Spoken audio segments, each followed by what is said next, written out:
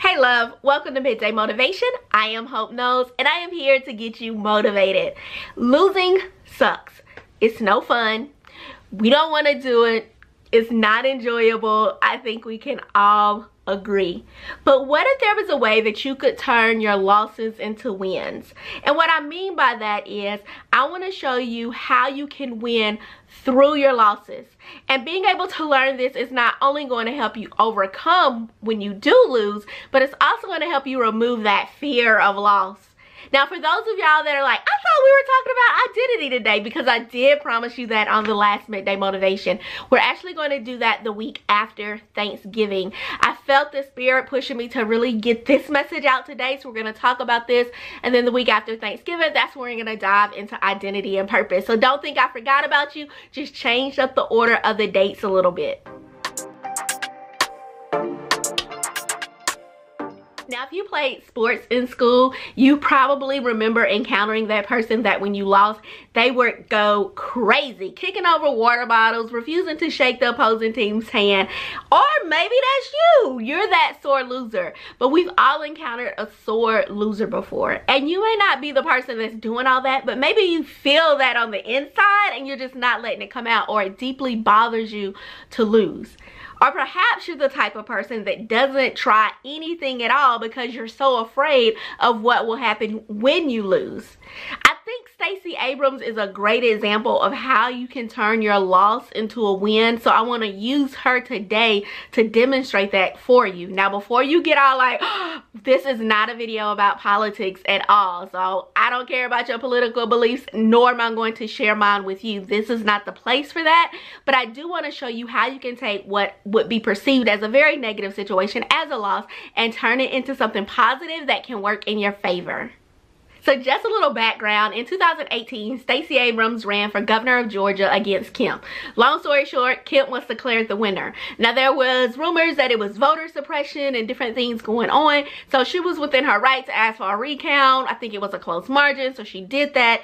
She exhausted all of her legal possibilities, but at the end of the day, Kemp was still declared the winner. Now, she could have took that as a loss and sat down and been like, well, maybe politics isn't for me. Because how many of us have tried to do something, it didn't work, and then we start doubting, well, was I supposed to even do that in the first place? She could have did that. She could have went in a different direction. She could have said, well, this is not what I'm going to do. All of these different things, but she chose to look at the situation differently and figure out a different strategy on how she could be involved politically. So Georgia has been a Republican state for almost the last 30 years when it comes to presidential elections. So since 1992, every presidential election from a perspective of Georgia, Republicans have won. So this year it turned Democrat, and a huge part of that was because of Stacey Abrams. She registered 800,000 people to vote.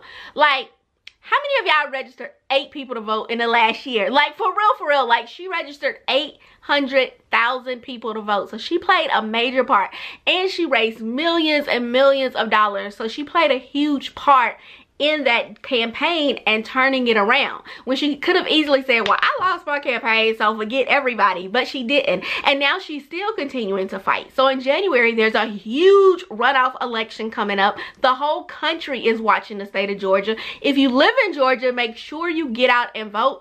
Again, regardless of who you vote for, get out and vote, because a lot of times people don't vote in runoff elections, and this one is so important. It is literally going to determine who controls the Senate, whether it's Democrats or Republicans. So you want to get out and vote for the candidate that you want to see, or candidates that you want to see representing us in Washington.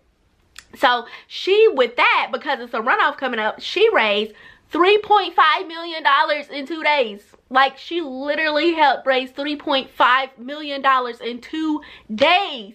Like, some of y'all couldn't raise $350 in 2 days.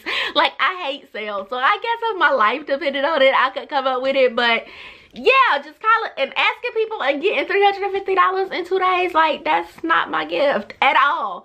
So another example of how she's continuing to move forward, continuing to be active active in the political world. She's been on the national stage. She was actually on the short list and being considered as VP before Joe Biden had chosen his VP.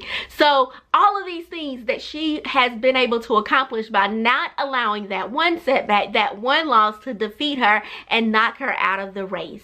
So the next time you lose at something, I want you to ask yourself, how can I turn this around? What's my next step? And what I mean by that, you may not be able to literally fix that particular situation. For instance, maybe you wanted to audition for Broadway and you did and you didn't make the cut. Don't give up on your dreams of being a Broadway performer. Ask yourself, is there another play that I can audition for? Can I perform off Broadway? Do I need to take classes and hone my craft instead of just giving up? So when you have a loss and you've encountered some kind of loss, ask yourself, what did I learn from this? And what can I do to counteract it? Meaning, how can I make myself better? How can I move forward and not allow this loss to defeat me? So you can turn your loss into a growth opportunity. You can turn it into being able to change and being able to be better because of it, instead of focusing on a negative like, oh, I got lost.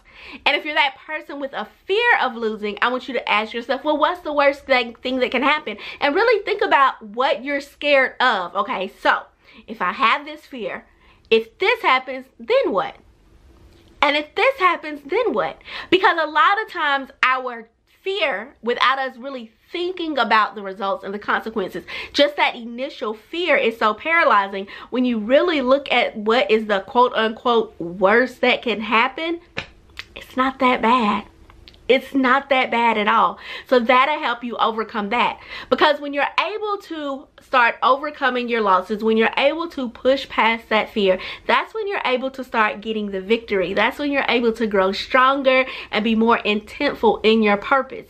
Because in order to live this purposeful life, to walk in your purpose, with purpose, on purpose, you cannot do that without losing sometimes. It's a part of life. But turn those losses into growth opportunities. Remove that fear from your life. And even when you are afraid, because sometimes we're just going to be afraid of something, I want you to recognize that you're afraid. Again, ask yourself, what's the worst that can happen? And most importantly, push past that fear. Put your faith over your fear and don't allow it to defeat you. Now, if you enjoyed this motivation and you want to get more motivational content, if you have not already hit subscribe, then I encourage you to do so and click that bell. That way you'll get a notification every time I post a new video. Let me know in the comments what you think. Let me know what category you fall in. Are you that person that is just afraid to try, or do you struggle with losing? Also, what's your plan to overcome it? Like, let's be deliberate about this. Let's be the great people that we were created to be. I love you so much. I am Hope Knows. This has been your midday motivation, and I will see you the next time. Bye.